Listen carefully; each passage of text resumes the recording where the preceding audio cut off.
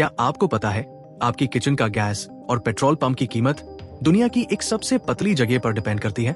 सिर्फ 33 किलोमीटर का ये रास्ता अगर बंद हो जाए तो पूरी दुनिया का पहिया रुक सकता है। हम बात कर रहे हैं स्ट्रेट ऑफ हॉर्मस की। पिछले कुछ वीक से ईरान ने यहाँ एक सिलेक्टिव ब्लॉकेड लगा रखा है। इसका असर इतना बड़ा है कि ग्लोबल एनर्जी मार्केट में हलचल मचा गई है। जियोग्राफी को देखें तो ये स्ट्रेट ईरान और ओमान के बीच में है। इसकी सबसे नैरो जगह सिर्फ 21 माइल्स वाइड है, लेकिन इसकी इंपॉर्टेंस नंबर्स में छुपी है। हर दिन दुनिया का लगभग 20% से 30% ऑयल और लिक्विड नेचुरल गैस LNG यहीं से गुजरता है। सिंपल शब्दों में, अगर दुनिया में 5 गाड़ियां चल रही है तो इनमें से एक का तेल इसी रास्ते से आया है।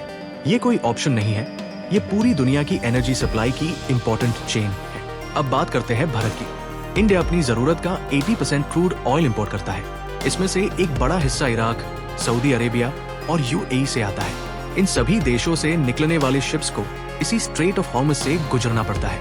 अगर यहाँ कोई टेंशन होती है तो सबसे पहले असर हमारे ट्रांसपोर्ट, लॉजिस्टिक्स और हर उस चीज पर पड़ेगा जो तेल से चलती है।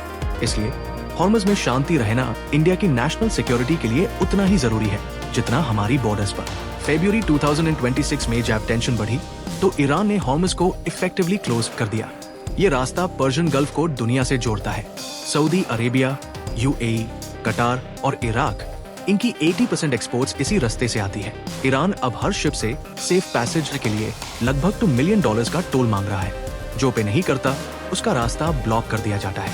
इसे कहते हैं जियोपॉलिटिकल चोक पॉइंट का रियल वर्ल्ड यूज। लेकिन सिर्फ पेट्रोल नहीं, फर्टिलाइजर्स, दुनिया का 30% यूरिया और अमोनिया इसी रास्ते से आता है। अगर ये रास्ता बंद रहा तो खेत में खाद महंगी हो जाएगी, जिससे खाने पीने की चीज दुनिया में महंगी हो सकती है। 8 अप्रैल 2026 को एक 2 वीक सीज फायर अनाउंस हुई है, लेकिन क्या रास्ता खुल गया? नहीं, ईरान ने अभी भी कंट्रोल अपने हाथ में रखा है। लगभग 2000 शिप्स गल्फ के अंदर फंसे हुए हैं। ये एक वेट एंड वॉच गेम है। अगर सीज फायर टूटी तो एनर्जी प्राइसेस स्काई रॉकेट कर जाएंगे।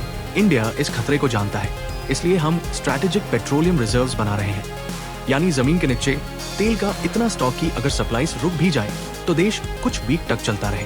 साथ ही IMEC, India middle east Europe corridor जैसे रास्ते ढूंढे जा रहे हैं। आपको क्या लगता है, क्या हमें एनर्जी के लिए मिडिल ईस्ट पर अपनी डिपेंडेंस कम करनी चाहिए?